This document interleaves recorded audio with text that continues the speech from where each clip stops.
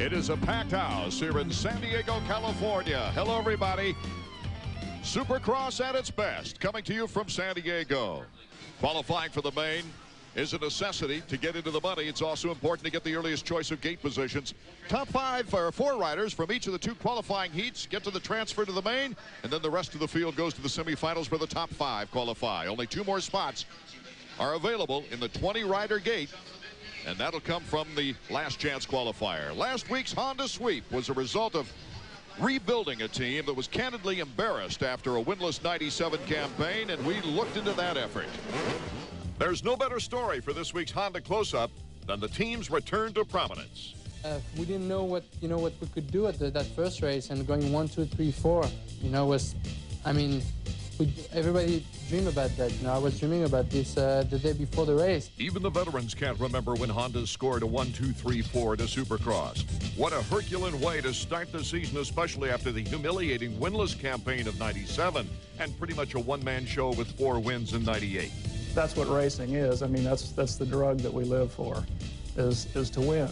Everybody wants to do the same thing. This was a turnaround matched only by the Atlanta Falcons' rags to riches story over the last 3 years. The sudden loss of Jeremy McGrath and a new bike that wasn't race-proven threw the winningest factory team into a near-panic state. Well, I think it was panic initially when we lost McGrath. I think the humiliation of going from the top to the bottom. We all shuddered a little bit. The leader of this Red Rider revolution, Ezra Lusk, is in his 2nd year with the team. It was a good place to create a new base, but rebuilding meant reevaluation and changing philosophies. You can't rely on one individual. We relied on Jeremy McGrath for too long, and you put all your eggs in one basket. It may work for a little while, but over the long haul, it's definitely not the right thing to do.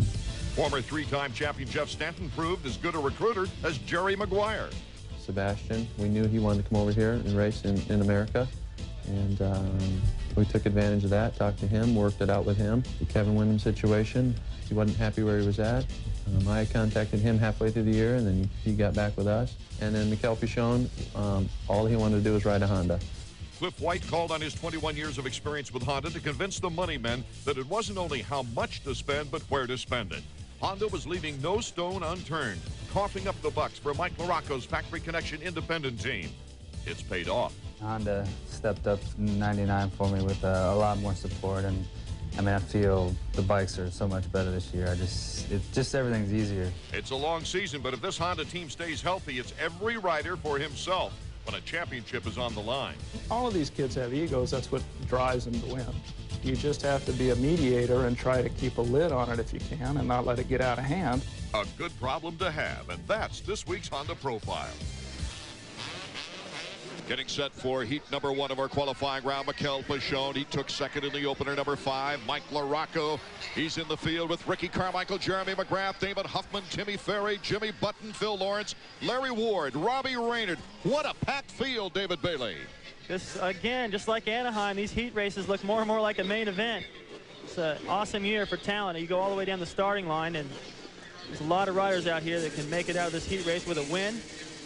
A lot of guys are going to have to go to the semi. It's inevitable every week. Our first qualifying round is underway. A good start on the inside. Number 17, Robbie Raynard. Ricky Carmichael in the middle. Number 9 squeezes out Jimmy Button. And it's Robbie Raynard, number 17, Team Suzuki. McGrath almost got collected in a crash just behind these guys. LaRocco was involved in that. So was Larry Ward. Ward looks like he's hurt there. So Larry Ward, number 7, is not getting up very quickly. After that crash, AMA officials on the scene. I just caught the tail end of that. Looked like he got drilled into the ground. They were all going for the inside. There wasn't enough room. And again, Raynard playing it smart in the first corner. Out front, Robbie Raynard with Ricky Carmichael in 2nd place, starting to put some pressure on. Jimmy Button on the 4th stroke in 3rd, with Jeremy McGrath in 4th. This is interesting. Now you got the 2 125 hot shots moving up, taking the first 2 spots. The big 4-stroke, and then McGrath, the veteran, behind him. And And not a Honda in sight. These two used to be teammates with Team Chaparral. Jimmy Button, of course, leaving to take over the 4-stroke for Team Yamaha. And Jeremy McGrath anxious for another title. Beautiful shot of how much air these guys are getting over the triple. It seems like the face of that one is a lot steeper than what they were at Anaheim. These guys are going really high. McGrath making the pass. Jeremy McGrath now in 3rd place with Ricky Carmichael in front of him. See how tight McGrath cut that corner just to be sure that he didn't leave any room for Jimmy Button to come in there and shut the door. Did the same thing again right there. Raynard now starting to pull a lead on Ricky Carmichael.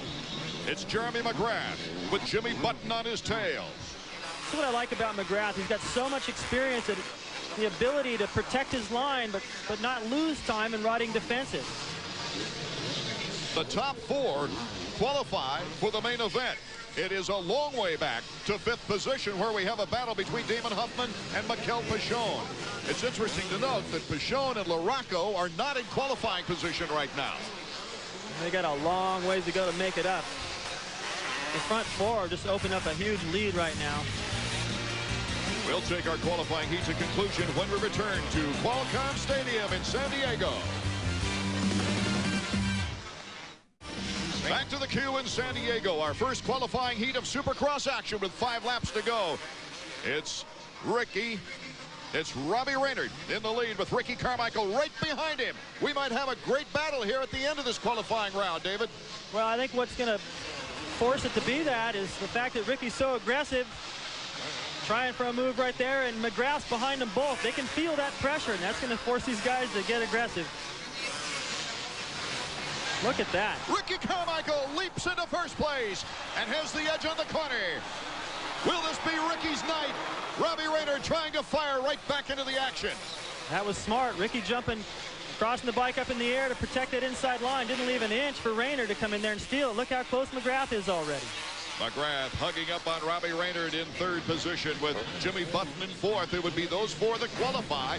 But boy, what back and forth action we've had with the top 4. See this rut right here, that's going to get deeper as the night goes on. In the practice, they were getting that down into the foot pegs.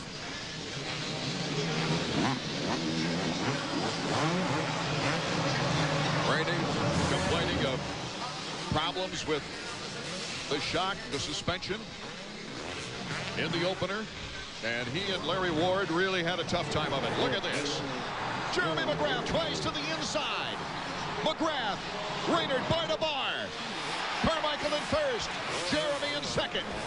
Boy, McGrath stayed quite a bit lower off that triple, too. Just looked over like, well, this is how I did it. Done it for the last 5 years. Each of those years I won a Supercross championship. And I'm surprised that Raynard didn't learn from when Carmichael passed him. McGrath watched it all from the back seat, went in there, did the exact same thing, and I'm surprised that Raynard didn't move over and shut the door on that. Less than 3 laps to go. This is going to be interesting. The new kid on the block and the winningest, most successful Supercross rider of all time out in front of these guys right now, battling out. Jimmy Button taking advantage of Robbie Raynard now, but Raynard still holding on to that 4th spot. Has got a big lead on Mikel Pichon. Now Raynard goes to the inside, just behind Button there. Realizes he's going to have to cover that. Might as well get some practice in. Get comfortable with that. Sometimes you get comfortable with the line, you get past, and it's hard to move over because you're not used to taking that inside. The 4-stroke in 3rd. I think what's happening to Raynard right now, because he was riding so good in the beginning, I think maybe he got out there, felt a little bit of pressure, and his arms are pumping up. A lot of these guys get tight in the heat races, and that's what he and Ward both complained about in Anaheim, was arm pump. They took some of their test bike components and brought them to the races right now in hopes that Team Suzuki could show better. Ricky Carmichael is our leader. He felt he should have been more aggressive last week in his 250 debut, David. Well, it's his first race. I don't think he can look back and, I mean, he's got points, you know, right now, and if he'd have been a little bit more aggressive and gone down, that's what happened to McGrath. He got too aggressive, went down, and ended up finishing behind Ricky. So here they are in the same position again. Carmichael realizing he doesn't have the dominance he had in the 125s when he had that unprecedented sweep last year in 125 action.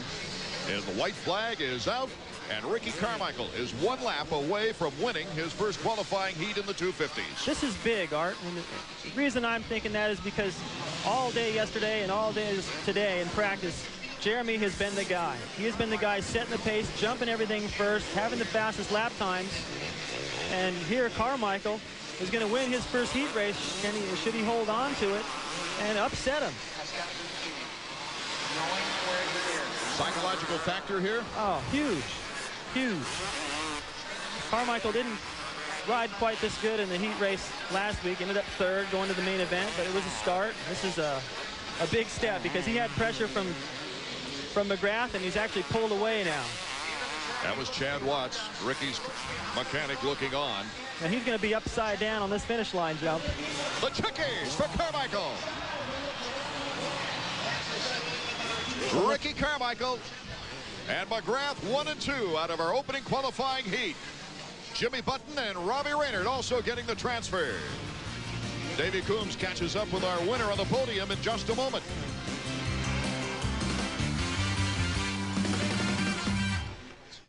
Michael in a very significant victory, his first qualifying win on the 250s. Jeremy McGrath in second, Jimmy Button in the four-stroke in third, Robbie Raynard in fourth.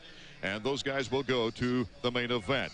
Not making it, the second-place finisher in our opening round, Pashone, and the third-place finisher, Mike LaRocco, along with Huffman, Lawrence, and Ward. As the bikes start revving up now for our second qualifying heat, David Bailey. Big whoop section here in San Diego. A lot more options for passing, maybe. And also to start things off, we've got a long starting line. It's about 100 yards right there into this tight left. I have a feeling we're going to see some trouble there. Guys not being able to get stopped for that, and the guy that tucks around the inside will come out smelling like a rose. First triple over here on the right side of the track. This is an interesting section through here. A lot of different options. We've already seen a couple of passes there for the lead. And this is the whoop section you talked about through here. It's the toughest whoop section we've seen. Of course, it's only the second round, but that's going to be giving guys fits tonight, especially as that rut gets worse and they start veering to the outsides. Jeff Emig is in this second qualifying heat. He came into the season rededicating himself after a bummer of a 98 year. St. Louis, April of '96, Jeff Emig had an exclusive. He would become the only rider that season to defeat Jeremy McGrath in Supercross. Amongst all his previous wins and honors, this day would be the single biggest springboard to success. I worked really hard all that year. I did super close again that year, probably 5 times. I finally got that one. I'm telling you what, man, that was the best feeling I'd ever had up to that time. A streak breaker carried the confidence of that win into what would become the year of his racing career to date. 1997, Emig would win his first 250 Supercross crown, once again breaking a McGrath string of unprecedented achievement. He would take his second consecutive 250 National Motocross title, not to mention the FIM World Supercross Series crown. Everything he touched turned to gold and glory. I raced as many races as I could in '97, you know, World Supercross Championship, all that stuff. I mean, I did every race I possibly could. I go to every race. I mean, I wasn't even having time to train anymore. Many say it's easier getting to the top than staying there. For the guy they called Jeffro, 1998 proved near disastrous. My downfall in '98, it didn't start in '98. I think it started, you know, later on in '97. After I won the 250 Motocross Championship, I didn't do nothing all week. I mean, we played golf. I was out late every night, bar none. You know, this Seattle Supercross in '98 was the worst race of my career. Started second, finished 14th. Complete mental, just disaster. It was no secret that I was having a lot of confidence problems going through the whoop sections. I had that big crash in the whoops at New Orleans. It was highly televised. I appreciate the TV guys. You guys doing a good job getting that shot. Great to see it on all of the little highlight reels too. With such a sudden slide, rumors were flying over the internet. The one rumor Emig says was not true. By no means was drugs or anything like that. It wasn't a drug problem, like I said. It was a fro problem. Mechanical failures and injury kicked him while he was down. But before submitting to surgery, with only 2 nationals left on the season, Jeff Emig showed us he still had what it takes. 8 wins in 10 motos, 4 national overalls in 5 races. Man, it's good when it's good, though. I'm telling you, I went to those races in Unadilla. I'm scoring 1-1s again, and I mean, even the race I broke my thumb. I mean, it's like, so what? I start 1st, 5th, don't matter. I'm gonna win. Going into this season, Jeff Rowe knows the window of opportunity is a small one. I mean, I wake up in the morning and go, man, I mean, things are good. Things are going to be good again next year. And, I mean, they are. I really, I think that it's the frame of mind that I'm in, and knowing the everyday choices that I make, the little choices, that it's like, well, I'm kind of tired, but then I make the choice, okay, you know, well, I'll go to the gym anyway. Well, you know, that makes me happy. That makes me feel good that I made the right choice. Whoa! Emmett goes down. Kevin Windham's involved. Oh, what bad luck. So far in 99, Emmig's troubles have resurfaced. This crash resulting in an LCQ appearance to make the field in the season's opener. Can he recover tonight? 32nd board is up. Ezra Lusk, last week's winner, is in this heat, along with Kevin Windham, John Dowd. We mentioned Emmig. Steve Lampson now with Chaparral. Brock Sellers, a 125 Eastern rider. David Villeman, Greg Albertine, Sebastian Tortelli, some big names. Even a veteran from the past who won a long time ago in San Jose, Dr. Doug Dubai. We're just about set now for the gate to drop here in our second qualifying heat, and they're underway. Number 4, Ezra Lusk, is the point man, with number 14, Windham, right behind him, and John Dowd to his left. It is Ezra Lusk, John Dowd, Albertine fighting it out for third with Windham. Windham edges ahead. Ooh, they almost crunched there on the berm, David Bailey. It's tight quarters with that many good guys up front battling.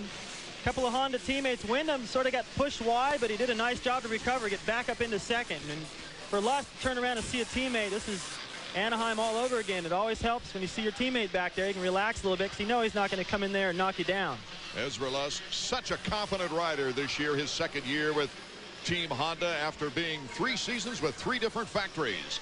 But Windham, will he let him get away with it this time in the qualifying heat?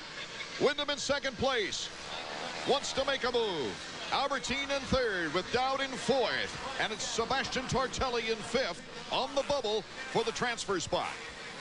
Emmig clashes moving into fifth.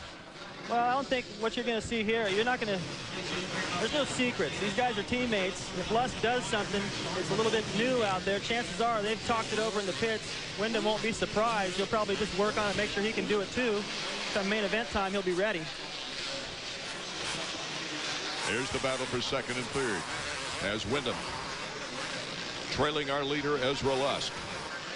Really impressed with the way Windham got through this loop section in practice, but unfortunately right now they're getting a one-line situation right down the middle.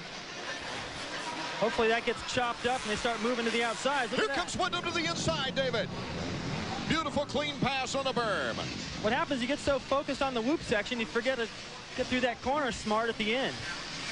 That's wide open. It reminds me of Phoenix last year where they had a couple of wide open corners up near the finish line. That's where Jeremy and Lusk did a lot of banging. A great back-and-forth battle for first place, but also I foresee some action on the bubble situation in this particular heat, as we've got Windham in first, Lusk in second. Albertine has held third nicely, but John Dowd, Sebastian Tortelli, and now Jeff Emmig getting into the battle for the final transfer spot. Ali Seymour, Kevin Windham's mechanic, looking on anxiously. I think he was feeling a little bit better about Kevin's chances tonight because he was a little shook up after going down the heat race with Emmig at Anaheim, and he rode a little bit wounded the rest of the race, just played things smart. Here he felt a lot more relaxed, a little bit more confidence on his face today. Our 25th anniversary celebration of Pace Supercross continues in a moment. Let's take a look back to 1986. It was a muddy evening at Jack Murphy Stadium as the O Show. Number 3, Johnny O'Mara, grabbed the early lead over number 5, Rick Johnson on the right, and Team Yamaha's number 9, Keith Bowen. Local favorite Ron Lachine dumped his Kawasaki in the quagmire, along with any chances for victory. Out in front, Johnson stepped it up in the turn, passing O'Mara for the lead, and with Jeff Ward in tow, he lengthened that lead through the whoops. O'Mara had trouble in the deep ruts. Wardy, the defending champion that year, was able to pass him, moving into second place. Brock Glover, after a bad start, got stuck in the pack, unable to challenge for a top 5 position. Then it was Bowen overtaking the fledgling O'Mara to move into third.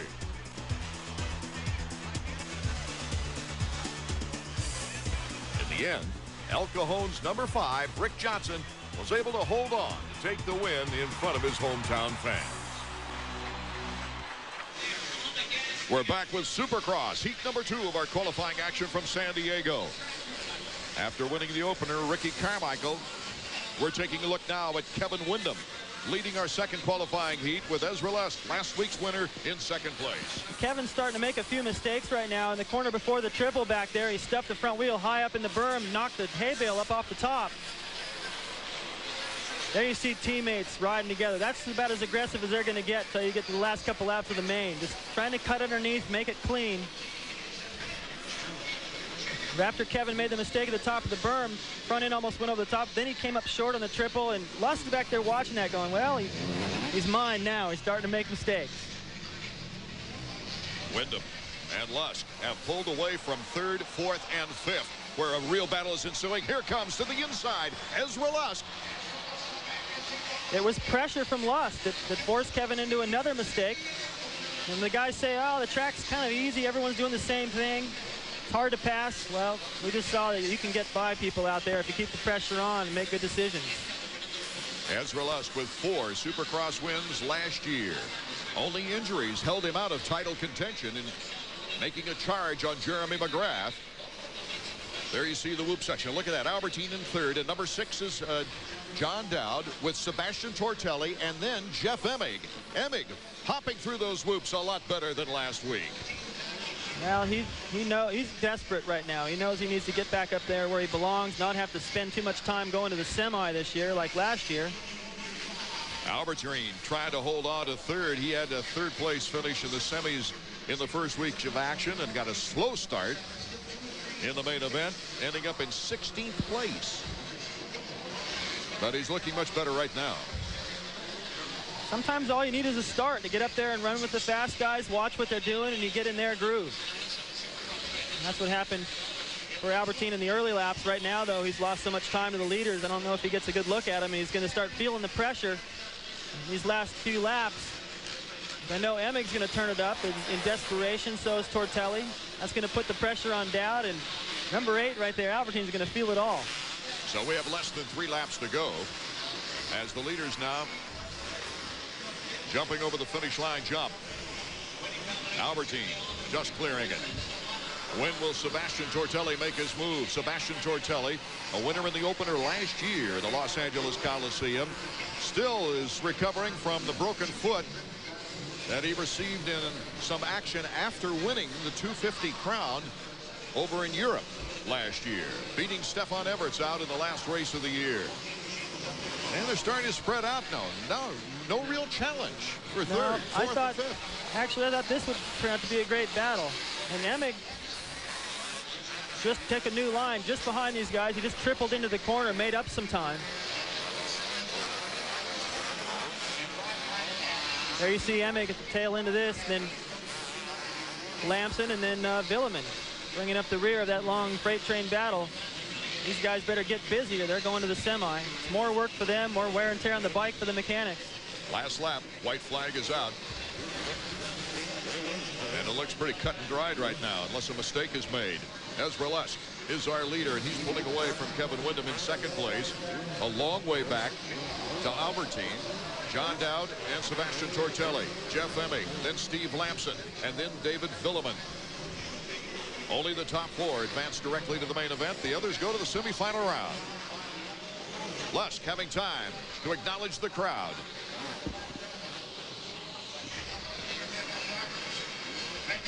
Boy, that's a big lead Lusk has now. Almost the entire whoop section. Steals a glance. Knows he's got it all made. And the checkered flag waving for Ezra Lusk. He continues his rampage in leading the Red Rider Revolution. And Kevin Windham is right behind him. We'll be right back listening to our winner, Ezra Lusk, after these words. 8 riders have now qualified after the 4 making it to the main event of our second qualifying heat. Lusk, Windham, Albie, and John Dowd. Let's go down to Davey Coombs now with our winner. Well, it just keeps rolling for Ezra Lusk. Ezra carried over from Anaheim, your heat race. Convincing ride. You got the win. How do you feel about the main event? Davey, I feel really good. You know, I came into this race a little bit nervous coming off that win, and man, I really didn't want to do that the first race out, but I felt good. You know, I came out of that gate kind of not really that good, but my bike just hooked up and I caught gears and I got the whole shot, and you know, things are working really well. What do you think about your riding partner from down the southeast, Ricky Carmichael, also winning a heat race? I saw you guys in practice fooling around. You were doing tricks for each other off the big jumps. Yeah, Ricky's seen a few of my tricks, and it's kind of fun because I know the guy really good, and it's going to be good if we get out and race against each other like him and Jeremy did. You know, it'll be a really good show for the fans because I think we kind of know a lot of what we're going to do, so it'll be a back-and-forth race. All right, good job, Yogi. Good luck in the main. Thanks. I want to thank Honda and all the guys that got me here. Ezra Lusk, our winner of the second qualifying heat. From San Diego, we head to Phoenix, Arizona for round number 3. The 99 schedule then takes us up to Seattle and back to Anaheim before heading south to Tampa, Atlanta, Texas Stadium, all on that schedule. Then we are part of Bike Week in Daytona and make the stop at the Astrodome after Daytona. Midwest swing then, Minneapolis, St. Louis, and Pontiac, then to the Louisiana Superdome and Indianapolis before the finale in Las Vegas. But we'll be back with more Supercross action from San Diego in just a moment. Back takes us back to 1989. Mike Fisher took the whole shot.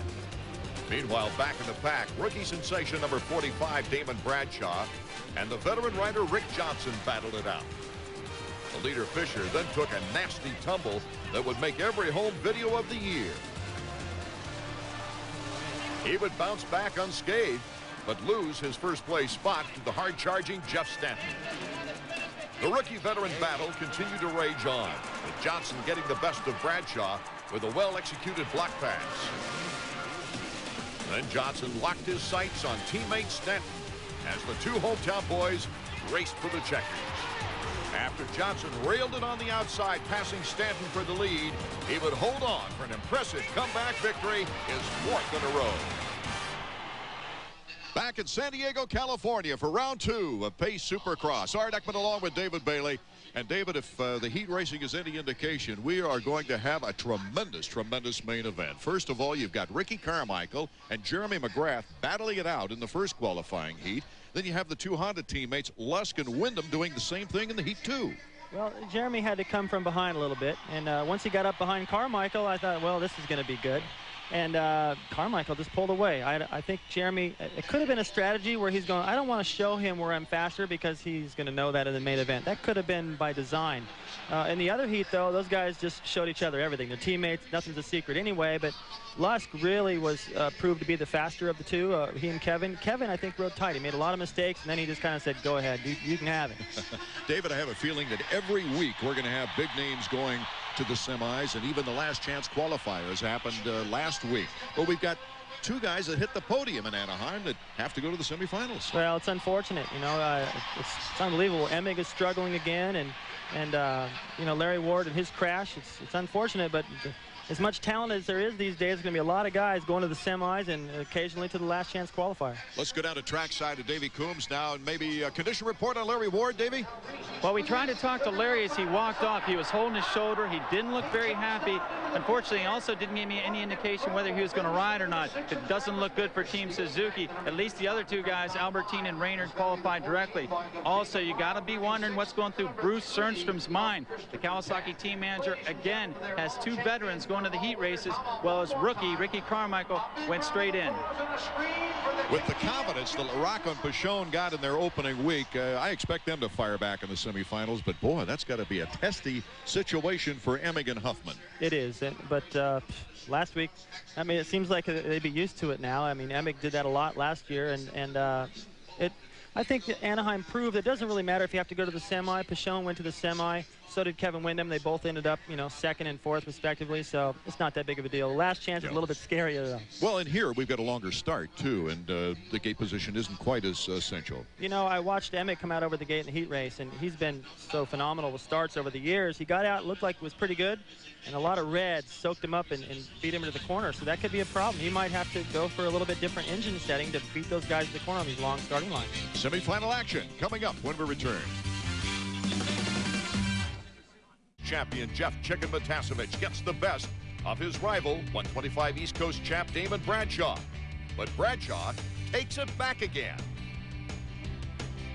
What a rivalry this became. The 2 and 5 for the lead in this race until Bradshaw loses control on a step-up jump. The young rider would break his ankle in the tumble, dashing his championship hopes after trying for 3 consecutive Supercross victories. Trouble continued as second-place Jeff Ward tossed his bike into a hay bale. Matasevich continued to lead until Jeff Stanton came on strong to make the pass. Stanton won the battle and the war, later taking his second AMA 250 Supercross championship as an exasperated Bradshaw watched his season crumble. Welcome back to San Diego. Art Ekman, David Bailey, Davey Combs from the Q in San Diego as they've now identified it. We see Mikel Pichon getting ready for our first semifinal round. Let's go down to Davey for a track report. Davey, is it still as rocky as it was at the beginning? You know what, Art? It might actually be rockier. The People Pace Motorsports decided this year, after so much mud at San Diego and the LA race, to lay down chert like a bottom base. Well, here's what happens. It didn't rain this time. They gambled on it. They said, oh, this rock down here, look at this gravel. That's got to be the toughest roost in a Supercross. Well, it looks like, David Bailey, you add a little water to it, it's nothing but cement. Well, the problem with that is if you get behind, that's like just standing in front of a pitching machine, maybe even a little worse, and all that stuff's coming at you off everyone's rear tires. So these guys are going to have to go to the chest protectors. There you see Damon Huffman wearing one on the outside of the jersey, but most of these guys, of course, you just see their jersey, but what you don't see is the thin layer they have underneath, just to protect them from that roost. Damon Huffman taking the deep breath at the starting line. Larry Ward is back up on the bike. That's good to see. The way he hobbled off after the heat race, I didn't think he was coming back. Little tire track on the back there. I think that's just the design of his jersey. Probably wanted to get that jersey off of him and just out of his sight. Start it fresh. Mikel Pichon, Damon Huffman, Phil Lawrence, Heath Voss, Mike LaRocco, Takeshi Koikita, Japanese champion, Ryan Terlicki, Pavoni, Campbell, Woolsey, Smale, Tim Ferry, the top privateer in the first week of action in Anaheim, all trying to qualify here in the first semifinal round. Number 7 leads the pack, and that's Larry Ward. Ward trying to fight right back into it, and Damon Huffman, now 31, takes the lead. Damon Huffman of Team Kawasaki joining us here in the booth. Boy, I miss him already. His emotional style of riding on the edge. Ryan Hughes is on his way to Europe pretty soon to participate in the GP series all over the world. And Ryan, you're taking a look at one of your ex-teammates down there, Damon Huffman. They're having a hard time really getting that things together. You know, Damon's a real good rider. He's got a lot of talent, and I think this year he's gonna, you know, he's gonna do pretty good. You know, I think he's got a good training base going. He's had enough time since his broken leg, and you know, it should be a good year for him. Right now, Damon looks domineering as Larry Ward shook off the bad accident in the opening heat. Art, you know what I think happened, and this is the corner right here after the first turn. Larry Ward just went completely to the outside and just gave him the lead. That's where Larry got hammered in the heat race. And he went through there real shy. So it's Huffman, Ward, Tim Ferry, Mikel Pichon in that order. There, Huffman's going to get the signal. Get in the zone. Get a little bit more aggressive. I think he's in Anaheim. He might have been a little bit too careful. I want to get him fired up. I think somebody needs to make him mad at the starting line. When Damon gets mad, or he has to come from pretty far behind, when he starts riding his best. Ryan, you get a pretty good idea what the tracks are going to be like over in Europe? Yeah, I know they're going to be really fast. You know, I've been doing a lot of some testing on the bikes, and you know, sometimes I go a little faster than I want to, but you know, I know the tracks are pretty fast over there, but you know, I think my style kind of favors the outdoor series, so you know, I think I'm going to do pretty good over there next year. 5 more riders will qualify here in our second semifinal round as Pace Supercross 99 continues when we return.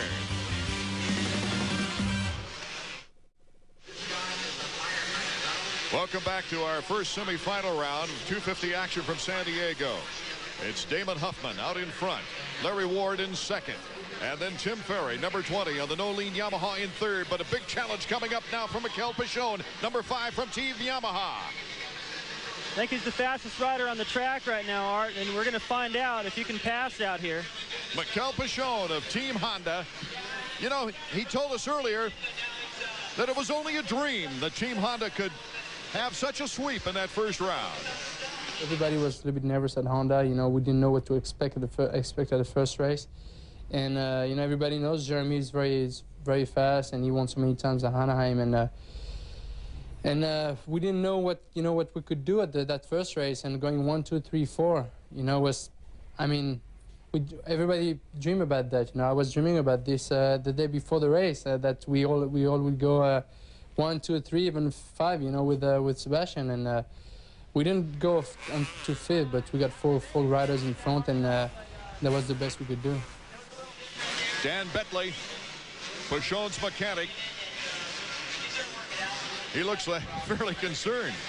Damon Huffman out in front, Ward in second, Ferry in third, Peugeot in fourth, and the final qualifying position, Phil Lawrence, is in 5th, but right behind him is Mike LaRocco. You'll see him take the turn right there. That's Peugeot.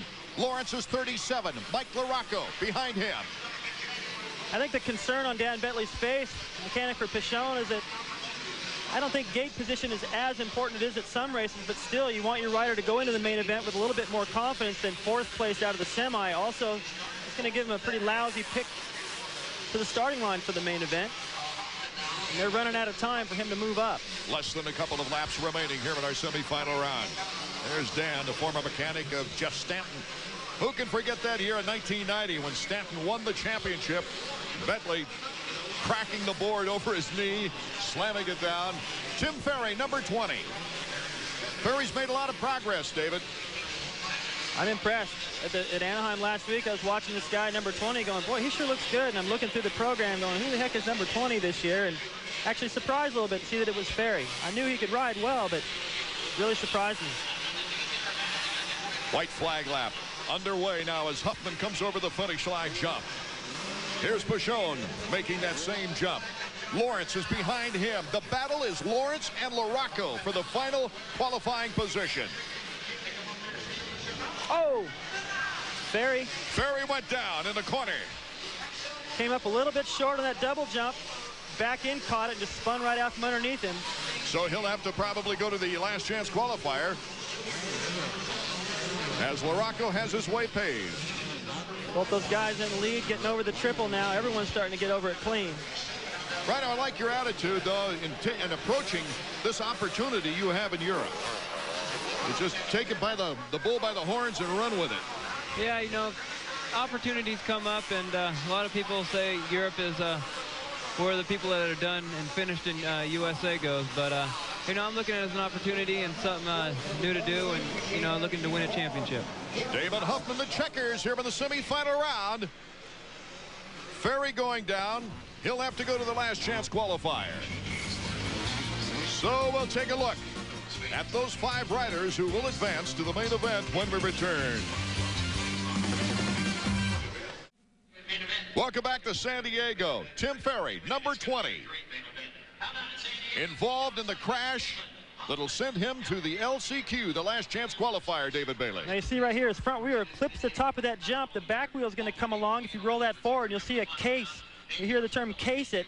The bottom of the bike lands right on there and just knocked the whole back end right off from underneath him. And Peugeot did a really good job to react and keep from getting collected up in that. That bounced him out of the top 5. Those who get the transfer to the main event, those making it, Huffman, Ward, Peugeot, LaRocco, and Phil Lawrence, a privateer.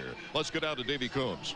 Well, Damon, a much easier route to the main event tonight. Last week you had to go to the LCQ. You made the very last spot, but tonight at least you won the semi. Yeah, I struggled a little bit in the first heat race, but this race I, got a great start. My Kawasaki's working really good and it put me out front, and I'm looking forward to the main event, and I'm feeling really good. You finished 10th last week. Do you think you can do twice as good as that? Can you get on the podium? What are you going to do? Well, for sure I'm going to have a better starting position, but yeah, it's been a while since I really raced. I've been off forever, but I think I do a lot better than 10th. I'm looking forward to a podium or even first. All right, one last question. What do you think about your new teammate, Ricky Carmichael's sudden rise to the top of the 250 class? Does that have you worried at all? Well, it wasn't a real surprise. I mean, he's been riding really fast in practice, but I don't know. I need to get out there in front of him in the main event, though, and you know, don't want the rookie to take all the glory. Getting set now for our second semifinal round. Sebastian Tortelli. There you see Jeff Emig out of Riverside, California, trying to get out of his funk here in the early going. Steve Lampson of Team Chaparral. David Villeman also in the lineup. There's Lampson, number 24. Jason McCormick, Brock Sellards trying to make it to the main, along with Pedro Gonzalez, Grayson Goodman, an arena crosser, and Doug Dubach. There's Tortelli, number 44. Lined up just to the inside. Look how much space. There's hardly any space between those guys' grips. Just about set to go now. The board is sideways. The gate will be dropping for our second semifinal round from San Diego. Emig, number 11, the point man, holds on to the hole shot. To the inside is Lampson. Hippity hops by. What a move by Steve Lampson. Pedro Gonzalez in second place with Emig in third and David Villeman in fourth. Emig got a great start, drifted a little bit wide. It still looked like he could have kept the hole shot, but he was real careful through that whole straightaway and dropped all the way to third. These days, this much talent, you have to go out there and be aggressive the whole time or you're going to get passed. Linkstad is in fifth position. But out in front, you see him right there with a good move, Steve Lampson. Lampson felt he had a good ride in the opener, but he just got caught with a poor start. Got too much air on the rollers on the start at Anaheim and got caught at mid-pack and couldn't really break loose. Now, I have a feeling that anybody that hangs around Jeremy McGrath is going to get better. And that's not too bad of a start for Steve. I don't think there's a lot of people really expecting him to do that much at the first race, and finished up in the top 10 and leading this. Behind Lampson and Pedro Gonzalez is Jeff Emig, number 11, and number 934, David Villeman. You're seeing Lampson on the screen right now. Jerry Campbell, longtime mechanic for Jeff Matasevich, now working with Lammy. This is a good battle. Emig getting through the whoops, just blitzing across him, bulldogging it through there, and right behind him, Villeman was timing him, bouncing up and down, jumping 4 and 5 at a time. Another thing that might have hampered Steve's performance in that opening round at Anaheim was the fact that he crashed in practice and got a big welt underneath the chin. They had to put some stitches in it. I'm sure that didn't feel too sharp, especially doing it on a press day on a Thursday. You know, through my entire career, Art, it just seemed like there was probably only about 4 days out of 9 years that I didn't have something wrong with me. So a bruised ankle or sore on my hand, blisters or sprained this or that. These guys take a pounding out there. It's amazing that they're able to, most of the time, stay healthy through the whole season, especially with the design of the tracks these days. There's so many obstacles out there for them to negotiate. Well, Lampson hasn't had a great deal of luck here in San Diego. This is one of his finest performances. Last year, he was coming off an injury where he missed the first 4 races of the season and took a 16 in the main event. And in the last race before then, 96, he placed in 8th in the main event. Here's Emig and Villeman. See Tortelli just creeping into the picture behind him. Oh, and he's a little mistake there. Good save. But mechanic for Jeff Emig, Jeremy Albrecht, really trying to get Jeff fired up, saying, go, waving his arm. Get with it, or else you're going to get passed again, because Villeman's all over him right now. Qualifying, winding down for tonight's San Diego Supercross, and we'll be back in a moment.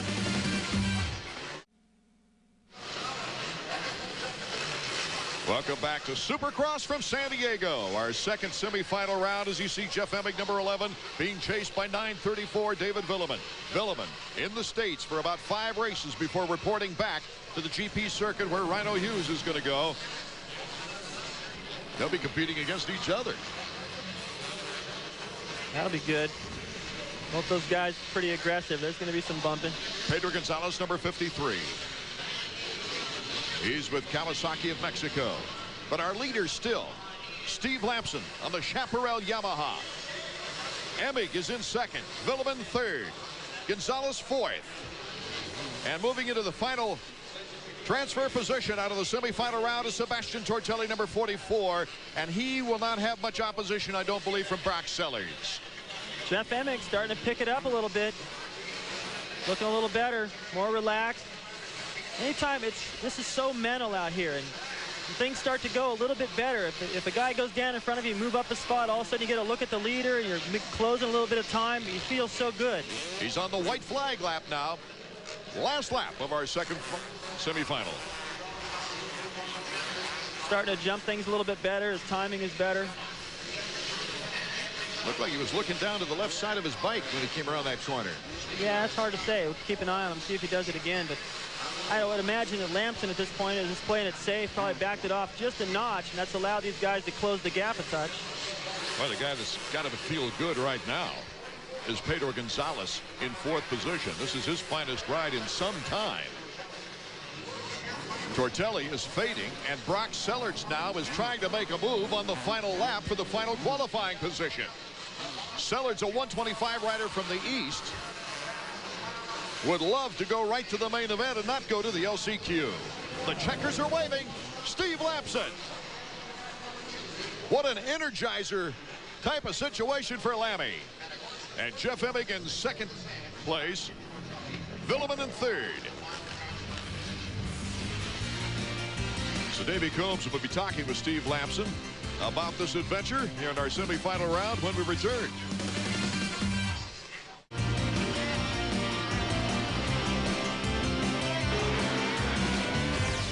Hey Supercross is brought to you by Suzuki. Right now, your Suzuki dealer has a wide selection of fine motorcycles and ATVs and the financing to get them.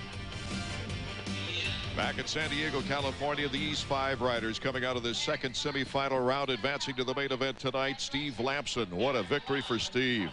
Jeff Emig in 2nd, Villeman 3rd, Gonzalez 4th, and Sebastian Tortelli rounding out those 5. Let's go down trackside with Davey Combs. Well, Steve, this is the first time we've gotten to talk to you on a podium in a long time in Supercross. Welcome back.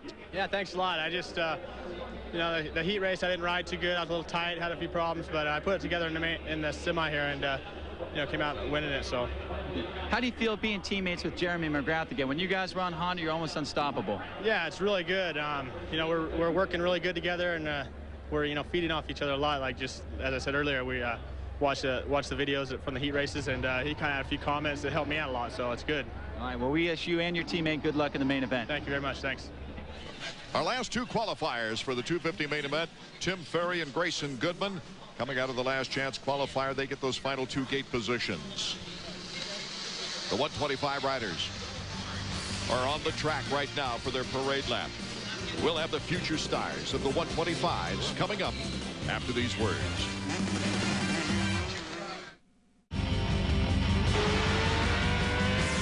Pace Supercross, brought to you by Toyota Trucks, with you for the long haul. Welcome back to San Diego as we take a look at last week's winner, Casey Johnson, number 16. And let's take a look at the Suzuki point standings now as we go into our second round of 125 action. It's Johnson, Casey Lytle, his teammate, taking a 2nd place in that opening round. Michael Brandis in 3rd, Snell in 4th, and Quixote in 5th. Here's an interesting story. The AMA has changed the eligibility, allowing this year GP Motocross World Champions to ride in the 125 ranks, and that opened the gate for Alessio Quixote, number 109. Ma probabile, anche la mia intenzione, penso negli anni futuri, mi piacerebbe venire a correre in America. Yes, he likes it very much over here, and he would like to possibly in the future, near future. He's going to continue this year with the 125cc championship, but he's interested in coming over here and racing Supercross in America. Casey Johnson, David Bailey proved in his qualifying round that he's up to speed.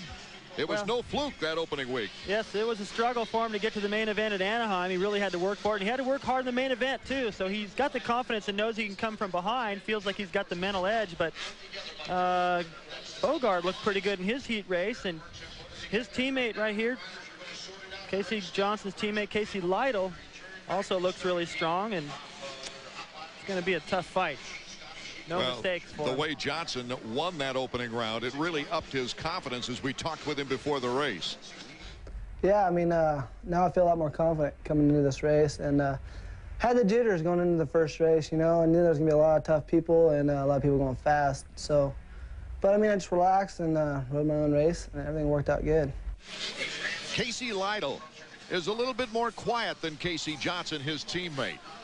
Well, Johnson shows up in an NSX parked out by the Yamaha. I mean, he shows up in style, that's for sure. He's doing the Hollywood scene, but in a way, I think that's good. He puts a lot of pressure on himself to go out there and perform and sort of prove that he's worthy of all that. As we're getting set for the 125 main event, it's not only Casey Johnson and Bogard, but also David Pingree, Casey Lytle, and there's Quixote, Viejo, Upton, Rusty Holland, Nathan Ramsey making the main event.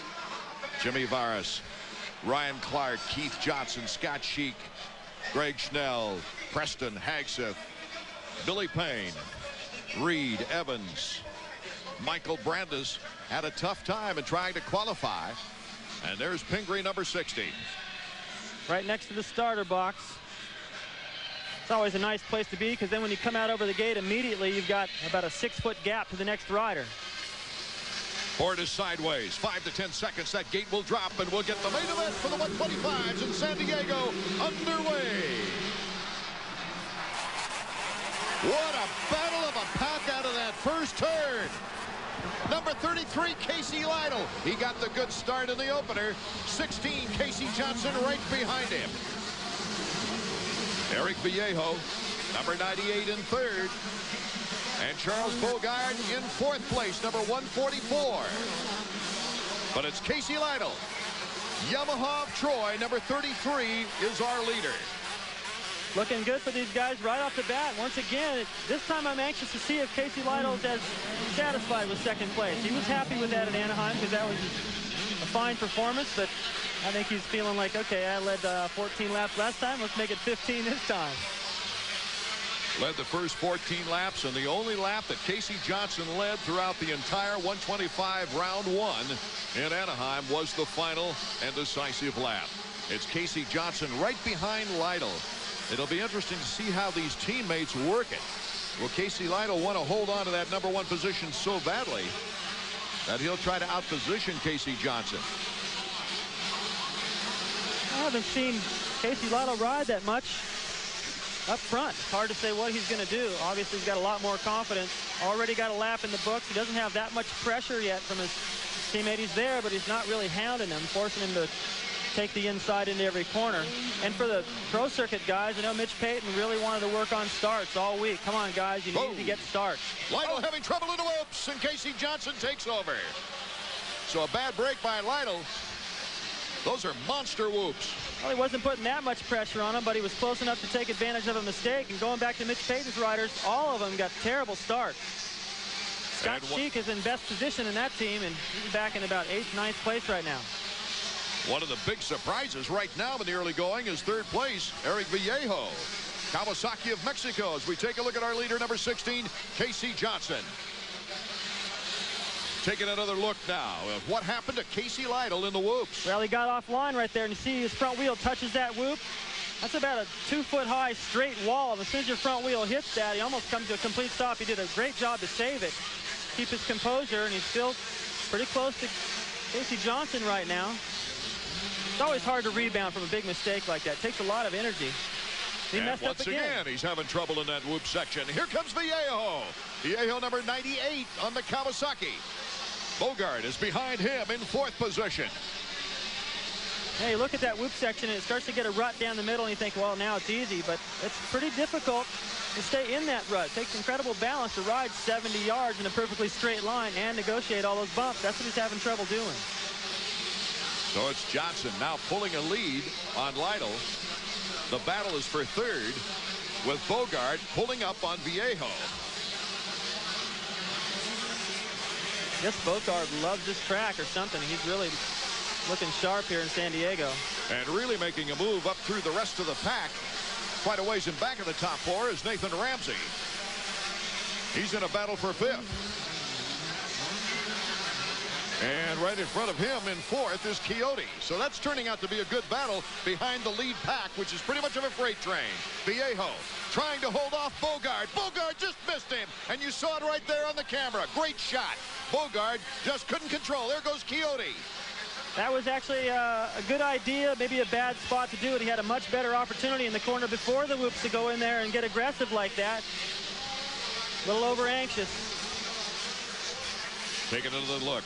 Watch right here. He's just going to shoot to the inside. Good idea. But Viejo gets a stronger drive out of the corner than he thought.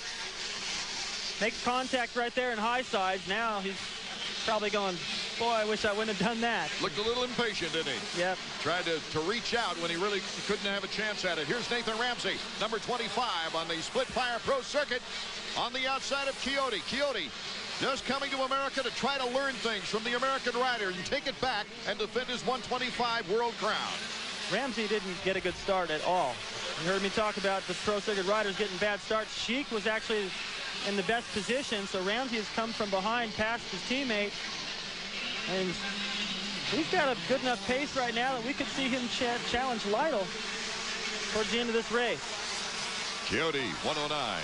Ramsey, 25. Ramsey at a third place in San Diego last year after qualifying 9th in Anaheim in the opening round this season and ending up in an 18th position. So this is really a comeback ride for Ramsey, hoping to catch up with number 109 on the Husqvarna.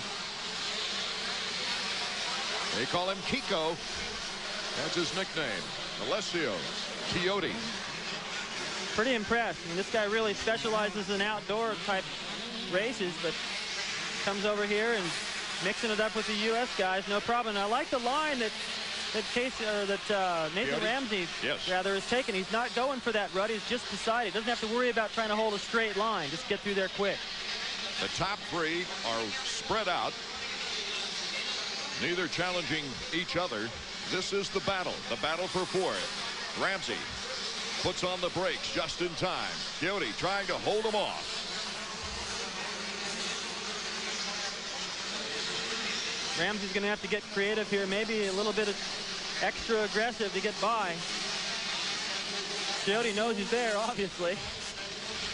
That's an awesome sight. These guys are flying 25 feet high, 70 feet down the racetrack. And oh, here comes Ramsey, goes to the outside, but Coyote had the smart line, David Bailey. Ramsey coming back, bar to bar as they go over to the jump.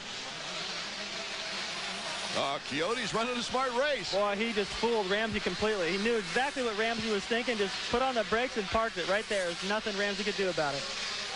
That's what's so great about Supercross here with the 125 main event from San Diego.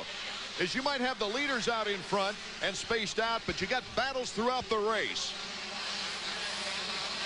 Sometimes you get stuck behind a guy like this. You feel like you're a little bit faster in spots on the racetrack, but you get stuck in a groove. You can't make a pass stick, and it costs you the race. Our leader, Johnson, has a 7-second lead on Casey Lytle. And here is the battle for fourth. Wheel to wheel as Coyote just edges out in front in the corners. He just seems to have eyes in the back of his head. Already knew exactly, again, what Ramsey was thinking through there. But check this out. Ramsey needed to he needed to come in there a little bit more authority than that to try to make that pass stick. I think he's a little bit shy because every time he gets up next to Coyote, he just moves completely across the racetrack. He doesn't want to get taken out the way that we saw a moment ago. So at the halfway point of our 125 main event, it's Casey Johnson way out in front, and we'll be back to see if he can nail down his second straight 125 victory in a moment. Welcome back to Qualcomm Stadium in San Diego, the home of the Padres, Chargers, and now Pace Supercross. 125 action. Casey Johnson is the leader here with the 125 main event, but the battle for fourth is continuous. 109. Coyote out of Italy, the 125 FIM GP Motocross World Champion, holding off Nathan Ramsey of Pro Circuit. And part of what's hard about figuring out how to get around Coyote for Ramsey is the fact that he's from Europe. They haven't had a chance to race against each other very much, but after this race, we'll certainly know what to expect. It looks like it's going to stick right there. Ramsey making the move into fourth. Well, now Coyote can learn a lot. Here's our leader, and the Honda stopwatch is out as Casey Johnson goes flying through the roofs. And you get a pretty good idea of the lead he's got over his teammate Lytle, who's starting to get some pressure now from Viejo. And look at Ramsey. Pulled away from Coyote a little bit, but Coyote's hanging on. That whole group is tightened up, so we may see real good competition going into the final few laps here. 4 laps to go. Less than 4 laps to go.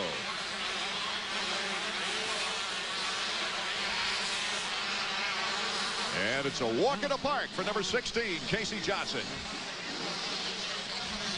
Casey's mechanic, Dave Finney. Boy, has he worked hard on that bike. Casey doesn't even look like he's working hard at all. Just making this look easy. Over the triple on the far side. Coming around. Entering the whoop section. See, he goes right down the middle. It's a little fishtail side to side. He doesn't have to go through there that aggressive. With this kind of a lead, he can afford to back it down just a little bit. Make sure he gets everything done smooth. Now we've got a 3-way battle for second place. Number 33, Casey Lytle, currently holding down the position. But look out behind him. Viejo loses a spot, then regains it from Nathan Ramsey. Oh, that's a good battle. You know, not only did we anticipate Yamaha of Troy, number 33, a rider from that team, and also Pro Circuit to battle it out, but FMF, and they've had all kinds of hard luck here in the early going, as Nathan Ramsey just pounding now Viejo for the 3rd place position. He's got a line up his sleeve. After this triple, he's going to square this corner and run down the inside. That's what he's been doing. Inside, 3 laps to go, and the battle continues. Decides to go wide that time. This is Viejo's strongest race of his young career. And they're both right on within striking distance of Lytle. Almost scraping right there in the corner.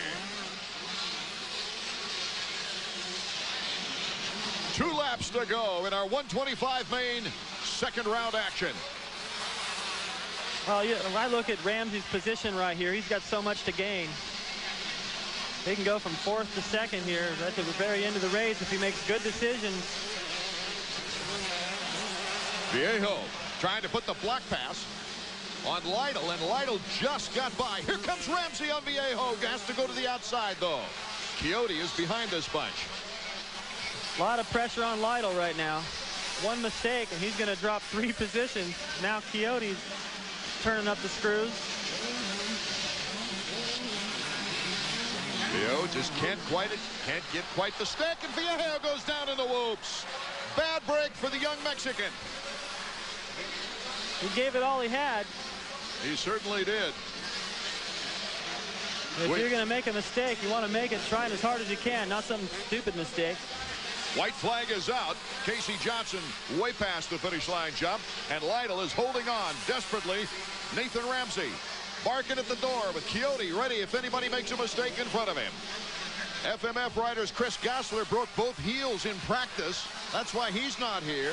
He won't be back till maybe right at the end of the season. Here's Nathan Ramsey trying to put the pressure on number 33, Casey Lytle. Well, he could really put a dent in the confidence of this Yamaha of Troy team going 1-2 weeks in a row. If they can get that done, boy, they're just going to roll through this series. Our leaders and his mechanic with smiles on the mechanic's face. The checkers for Casey Johnson. 2 for 2. Here's the battle for second place. Casey Lytle once again. The same order on the podium for the 1st and 2nd positions, but Nathan Ramsey has nailed down his first podium of the year.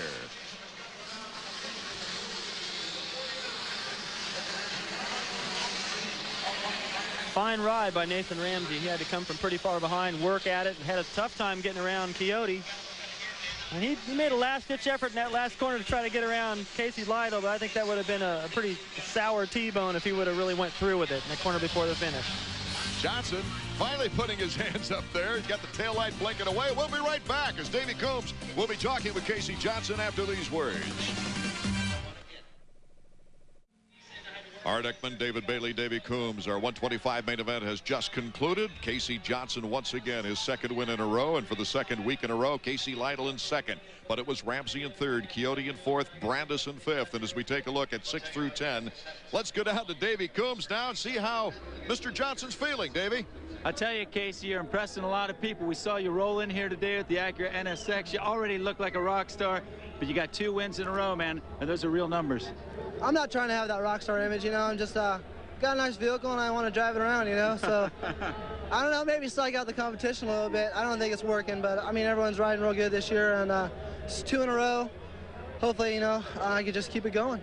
A much easier path to the win tonight. You didn't have the problems you had early in Anaheim tonight. A solid race from start to finish. Yeah, things went really well for me tonight. I got off to a good start in my heat race, which gave me some good confidence for the main, and you know, there's no better way to finish 1 and 2 tonight with me and Casey Lytle up here. Hi, and speaking of Casey Lytle, Casey, another great start. You rode a solid race, but man, you were getting all kinds of heat from Eric Vallejo and also from Nathan Ramsey. Yeah, both those guys are riding really well. You know, I bobbled at the beginning a little bit, kind of knocked me off the pace a little bit. I had to recover and just ride the best I could for the rest of the moto. Well, the mood's got to be good in the Yamaha Troy camp. Yeah, you know what, Yamaha Troy Racing, they do a really great job with our bikes. You know, as you can see, 1-2 for the first 2 rounds.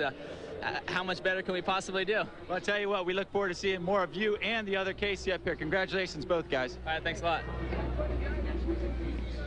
Davies, we look at the top 5 Suzuki point standings right now. Casey Johnson with a 6-point lead on his teammate, and Brandis with 36 points. Coyote, too bad he can't stick around for the entire season, would have had 34 points, and really pressing them as far as the championship race is concerned. The 125 celebration continues on the podium now. Can the Red Rider revolution be interrupted by this guy, Jeremy McGrath? I've never seen him more hungry for a victory, even though he did yawn under that helmet. We'll be right back as the big guys are going to compete now. The 250s are coming up next. A capacity crowd here at Qualcomm Stadium in San Diego as we're getting set for our 250 main event. Ricky Carmichael, so impressive in his heat performances, David Bailey. I think that was very significant in his young 250 career to go out there and have the winningest rider of all time, McGrath, actually catch right up to him and then didn't even seem fazed by it. He actually pulled away a little bit. And again, like I said, that could have been by design on Jeremy's part not to tip his hand. Let's check in with Davey Coombs trackside. You know, the Yamaha Troy people have just got done celebrating their 2nd straight sweep. But I got to tell you, down here on the field, it doesn't feel like it's going to work out the same for Honda. You're right, McGrath and Carmichael are flying right now. I see Ezra up there, but I see a couple other bikes with him. As we take a look at the Suzuki point standings after that first round, it is Lusk with the 3-point lead over his teammate Mikel Pichon. Factory Connection Honda of Larocco in 3rd, the Honda of Wyndham in 4th, and we finally get to a non-Honda rider in the point standings with John Dowd. RC is not that far behind. Ricky Carmichael in 6th, McGrath 7th, Emig, Lampson, and Huffman rounding out the top 10 in our Suzuki point standings. Taking a look as they mount up into that gate. McGrath right up next to the starter box. And as I pointed out earlier, as soon as you come out over the gate, sometimes if you get a little bit offline, you run into the guy next to you. But with that buffer over to the next guy, you can afford to make a little mistake. Jeremy was disturbed with his opening performance. In fact, he was downright disgusted and mad when we talked with him about that race. I think it's very important for me to make a statement at San Diego this weekend. Last week in Anaheim was a little bit of bad luck, kind of made me mad. In other words, pissed me off. And yeah, I'm ready. I'm ready for this weekend. Ezra Lusk, of course, is coming off a very confident victory in the qualifying. You see him there on the right. Jeremy McGrath. He's got his game face on, as you can tell. Well, Ezra Lusk was calm, cool, and collected winning that opener. He claims he won't let anyone stand in his way. 32nd board is up. You got Jeff Emig lined up all the way to the inside. I'm thinking Jeff is the kind of guy that can rebound in one night, put it all together. And what I've noticed is that everybody gets into that first turn hot and drifts wide. If Jeff gets a decent start, he can creep around the inside, get that lead he's accustomed to, maybe get back on track here. It's a possibility. Can Larocco get a good start? Donnie Hansen has been working with him on his starts. And there's Emig, number 11. The board is sideways as we go down the backside of the starting gate. And our 250 main event from San Diego is underway. Raynard once again getting good inside position. But out in front is the Frenchman David Villemin, bar to bar with Robbie Raynard. Villemin to the inside. Would this be a surprise? Villemin in his first 250 affair this year after battling the 125 East down to the wire with John Dowd last season. He wanted to advance rapidly, though, to the 250s, David. I'll tell you what, I wouldn't be that surprised by Villemin getting off and upsetting. Albie going down. Albertine pinned underneath the bike there, having trouble getting up. Villeman is already starting to open up a pretty big lead out front over Raynard. Raynard could hold up traffic behind him, make it a little easier. Take a look at Albertine. See what happened here, David Bailey. Looks like he got together with Lusk. Lusk went wide. Look at Larry Ward. He runs right over his leg right there. Albertine, you can see the mark right across the back of the seat of Albertine's bike. He's lucky he didn't get hurt, especially from his own teammate. But out front, though, Art, I'll tell you, Villeman has been looking super. I told people I thought I wouldn't be surprised if he won this thing. I got some weird looks, but look at him out front, pulling away. A 3-second lead on Robbie Raynard, and we go 4 to 5 seconds. Emig is down. Oh, that's Carmichael. That doesn't look good. Ricky Carmichael is down. He's holding his leg. That's a weird place to go down. He got crossed up and just face planted, it looks like, into that double jump there. And the riders are starting to come around now. David Villeman, our leader. Raynard pulling away in second place, and Ezra Lusk is in third place with Larry Ward in fourth. Villeman making a little mistake there. That allows Raynard to get right back up on his tail. These two guys have just pulled away from the rest of the pack, but it's Lusk back there in third. As they go through the yellow flag area, they're trying to protect Ricky Carmichael. It does not look good for Ricky right now. Villeman and Raynard. Raynard pulling up now on David Villeman on the backside. Raynard, evidently, his suspension's working right now. They went to their test bikes to bring the components and putting them into the race bikes. Here comes Raynard. He goes to the outside as Villeman holds on to our lead. You could see in that last shot, back to third place Lusk, they got almost that entire whoop section lead on him. These guys can continue to pressure each other and stay relaxed in the process. Take a little bit longer for Lusk to catch him if he can. Raynard really pushing Villeman. Villeman's such a smooth, nice technique rider. Lusk in third. Ward still in fourth. It's Pichon now in fifth. And Jeremy McGrath is in sixth with Emig in seventh. And LaRocco in eighth. Lampson in ninth. As they go past that area again, Art, where Carmichael went down, he is up on his feet with a little bit of help. It's a shame. This is a super whoop section, really giving the guys trouble in practice, but it's just unfortunate they got such a one-line situation through there. Otherwise, it'd be a great place to pass. Raynard having a little trouble with the whoops at the very end and lost a fraction of a second to Villeman. Villeman just beautiful into that corner. His transition from brakes back to the gas. There's almost no pause at all. And here's another look at Carmichael. Check out, see what happened to Ricky here. Well, he's got stuck in that rut. Just tossed the bike completely sideways. He went all the way over the high side. Ooh. Might it be a wrist and her shoulder? Well, we won't speculate until we can find out. He's down there with the medical personnel right now and talking to Chad Watts. Villeman flares out the rear end of his bike. Robbie Raynard, number 17, Team Suzuki. Villeman, 5 races before he goes back to France to compete for Yamaha of France. Last year, of course, he did very well. These guys both still maintaining about the same distance over Lusk. Lusk may have inched up just a little, but not gaining as fast as I thought he might. It was interesting that Villeman said, and there's Lampson. Lampson has gone down. That's in the whoop section, and he got collected in there with Jeff Emig. Jeff Emig over next to him as well. So this San Diego track is taking its prisoners. Raynard, though, hanging tough with Villeman. Villeman in the 250, despite still having lots of 125 eligibility left. His mechanic is his dad. Robbie Raynard used to have his father as a mechanic. And now with Team Suzuki, he's got Tony Berluti by his side. This is going to get interesting because what had just happened back there, McGrath has made a pass around Larry Ward, so he is going to join the party up front. Supercross from San Diego continues when we return. Welcome back to San Diego.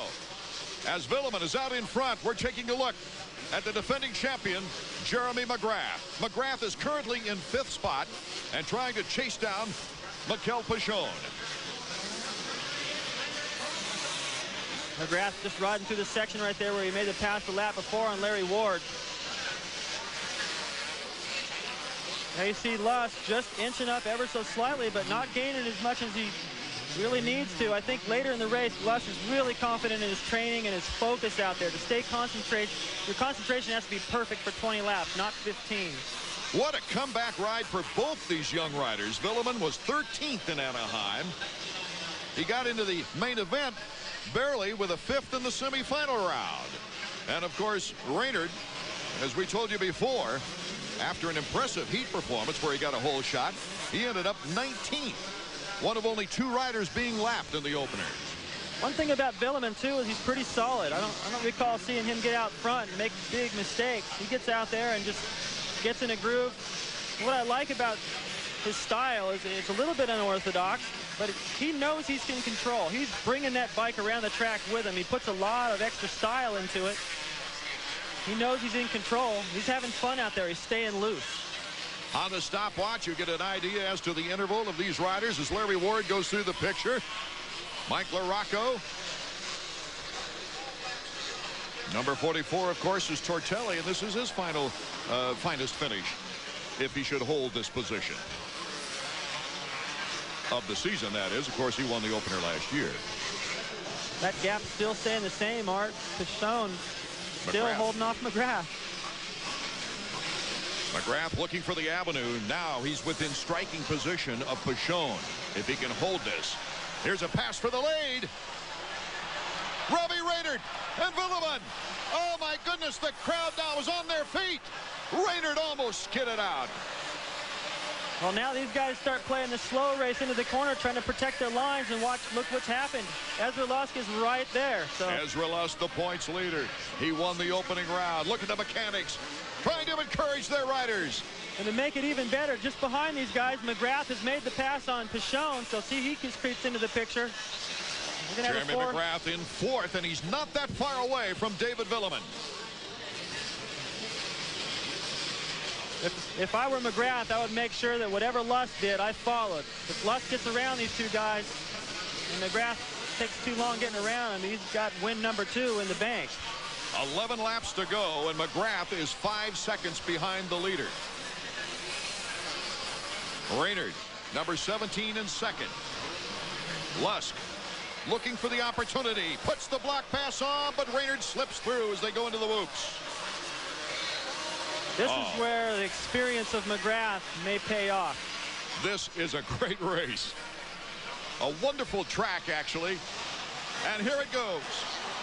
Look how much lower to the ground Lusk stayed. That's what allowed him to make that pass. He had a good line up the inside, but he stayed about 3 feet lower in the air off that jump.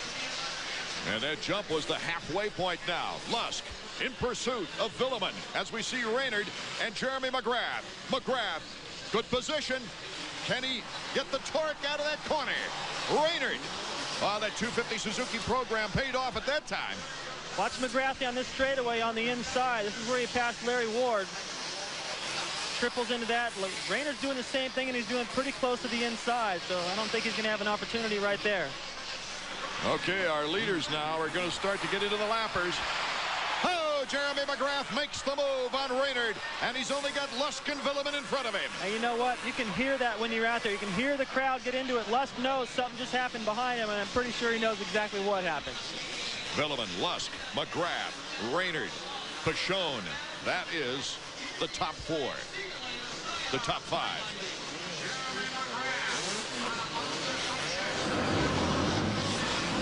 Great racing from San Diego. And this is only our 2nd round. Villeman, can he hold off? A 5-time winner and then the greatest Supercross rider of all time. You're right about him not making very many mistakes, David Bailey, last year. But when it got close in his battle with Dowd, Dowd was able to take him once or twice. Well, he just knew exactly what Lusk was thinking there. It squared right back underneath him, and it paid off. Lusk was patient at Anaheim. But now I don't think he can afford to be quite as patient. He's got that big #1 right behind him. 8 laps to go. McGrath closing in on #4, Lusk as well. There's one section on the racetrack that Villeman is making a mistake every lap, and they're approaching it. And if Lusk is close enough, he may be able to take advantage again. Pichon has just passed Raynard for 4th. So another Honda moves up, and Larocco is now behind Raynard. As we take a look at our leader, and the lead change. Ezra Lusk, just as you predicted, David. Yep, he just doesn't have the right timing through there, and Lusk rode right around him. That's how Raynard passed him as well. Less than 8 laps to go. Look at there. Another change. Villeman losing ground. Here comes Jeremy McGrath. Boy, Villeman did a nice job to get him back, but Lusk just out-horsepowered him down the straightaway and had the inside. Pichon is only 3 seconds in back of the top 3. We've got Lusk, Villeman, McGrath, and Pichon. Oh, Villeman and McGrath going at it for second. That was smart by McGrath. He could have gone in there and bumped him, but he would have taken a chance of going down himself the way he did last week, so he just stayed tight, showed him a wheel, kept the pressure on. How are things looking down at trackside now as McGrath goes into second place. Davey Combs. I'll tell you what, there's 55,000 people in this stadium screaming. They're all screaming for Jeremy. His #1 competitor is the last guy left to front of him. Guys, it's mayhem down here in the mechanics area. It turned into a big rivalry last year when Ezra Lusk put Jeremy McGrath down. He said, hey, that's racing. We've been waiting all off-season to see these two go at it. Wheel to wheel. Now, can Jeremy catch up on Ezra Lusk? Lusk is looking confident. He's looking smooth. Villeman has moved back to 3rd with Pichon in 4th. But it's #4, Ezra Lusk, in front of #1, Jeremy McGrath. Now it's really just a battle of who is faster. These guys have enough of a gap right now between themselves that they can just find out who's the fastest. If McGrath can close it, I think it's going to have to be an aggressive move, and they could carry this rivalry through the season. Wouldn't that be something? Yeah, I expected Jeremy to rebound after Anaheim. It's not surprising to see Lusk back up front again, but these guys are going to have to bump each other to get around. A 2-second lead right now for Ezra Lusk as they came over the finish line jump on Jeremy McGrath. Villeman still holding on to 3rd. Oh, Ezra Lusk just picked up a ½ second. Let's go to Davey. Hey, guys, while Ezra's starting to pull away a little bit, I want to bring you up to date on a couple riders. Greg Albertine appears to be okay. He's walking around down the mechanics area. As for Ricky Carmichael, he took a huge gash out of his leg. It doesn't look like anything's broke, but the Kawasaki guys tell me he is cut. We'll see how that turns out after the race. Now, he swung around weird, just got like corkscrewed into the ground. I think he may have caught the foot peg on the way down as that bike was laid on its side. That's unfortunate because he was definitely up front. And if Carmichael was out there still, this would be a 3-way battle, I'm sure of it. Ezra Lusk is in command. And there you see 4 laps to go as they go over the finish line jump. This is crunch time. Dig on the pit board. Randy Lawrence, Jeremy McGrath's mechanic. Jeremy McGrath trying to reach back. These guys are coming around to lap Jeff Emick, who went down with Lamson in the whoops earlier. A couple years ago, Emick winning the Supercross title, now a lap down, just about.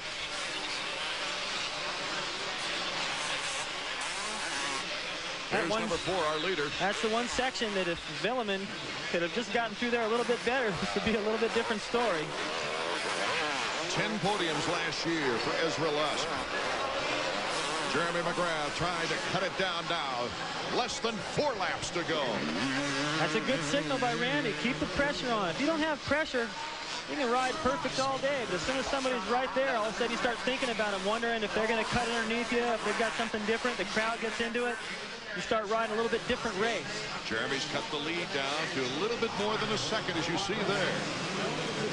So far, Lusk has been cool. Every time Jeremy gains a little bit of time, Lusk opens it back up. second last year in the points race. Ezra Lusk, he's finished in the top 3 the last 3 years. McGrath's former mechanic, Skip Norfolk, now in the corporate world. I wonder who he's rooting for. Well, I'm pretty sure that would be number 1. I think so, too. But right now, it's Ezra Lusk with less than 3 laps to go. This is an interesting section right here. Their lines completely cross. So if Jeremy can creep up, catch Lusk by surprise, get a better drive through that whoop section, drop to that inside, we could see it pass. That's the only place I see that Jeremy really has an opportunity. Everywhere else, Lusk is just too solid. It has been an outstanding ride for David Villeman, number 934, in 3rd place. Behind him is Pashone, and we've got LaRocco behind him. So 4 Hondas in the top 6. Tortelli is also coming up. A lot of red up front. And Villeman has been pretty steady. Pretty hard to expect this kid that's only riding some of the 250 rounds his first year to get up there and hold off Lusk and McGrath, but doing a fine job. The battle for 3rd is on. Pashone, number 5, trying to put pressure. Here's number 3, cutting to the inside, LaRocco. That's the line I was talking about that McGrath is using. He's going to the inside every time the same way as LaRocco. White flag. Final lap. Can Ezra Lusk hold on for his 2nd consecutive victory? It won't be the first time in his career he's had back-to-back victories. He did that last year. They're approaching some lap traffic. It's Pedro Jeff Gonzalez. Pedro Gonzalez and Jeff Emming. Lusk, how will he play it? The Kawasaki's are in front of him. Jeremy McGrath is behind him, making time. This is his last opportunity. Ezra Lusk. With the lappers in front of him. Does he pick the right line? McGrath trying to go inside. Lusk the checkers. McGrath a much improved 2nd round. He's hanging in there points-wise. And number 3, LaRocco, a tremendous effort and terrific move to get a 3rd place for the 2nd time in a row. Jeff Stanton goes over to Ezra Lusk. Along with there's Mike LaRocco coming into view. The congratulations to Ezra, as it looks like he was holding his shoulder a bit there. Look at Randy Lawrence going over to Mike Gosler. The mechanics, just as competitive and just as much sportsmanship. I think they just enjoyed the race. It'll be interesting to find out the condition of his shoulder and when that happened during the race, because it was flawless with the pressure of McGrath behind him. He had to dig deep for that one. Davey Coombs will certainly find out as he's making his way to the podium. Jeremy McGrath touring the course. Thousands of fans here came to see him, and he's going around to say thank you. We'll be right back to San Diego to hit the podium in just a moment.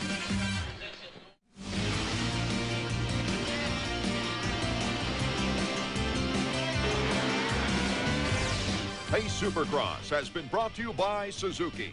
Right now, your Suzuki dealer has a wide selection of fine motorcycles and ATVs and the financing to get them. And by Honda, inventor of all-terrain vehicles. Honda, best on earth. We're back in San Diego after a wild and woolly 250 main event, David Bailey. Let's take another look at what happened. You see Ezra nursing his shoulder. Well, Albertine is clear up in the air, number 8. You see him as he's coming down. He comes down right on the edge of Ezra Lusk's shoulder. Ezra Lusk is actually going up to double these jumps into the corner. And you see right there, boom, contact on his shoulder. That's what causes Ezra Lusk to go out and overshoot the corner. Albertine goes down. Larry Ward has nowhere to go but right over Albertine, his teammate. Tries to lift it up to wheelie over and had nowhere to go. Amazing as we take a look now at the top 10 results. Our Suzuki top 10 results. Ezra Lusk, his 2nd win in a row. McGrath moving up to 2nd place. LaRocco in 3rd. Villeman in 4th. And Pashone in 5th. With Tortelli in 6th. The Honda Revolution continues with 4 of the top 6 positions. Let's go down now to Davey Coombs. Okay, thanks. I'm down here with Ezra Lusk. Ezra, first of all, congratulations, but man, you don't look happy. Tell me what's wrong with your back.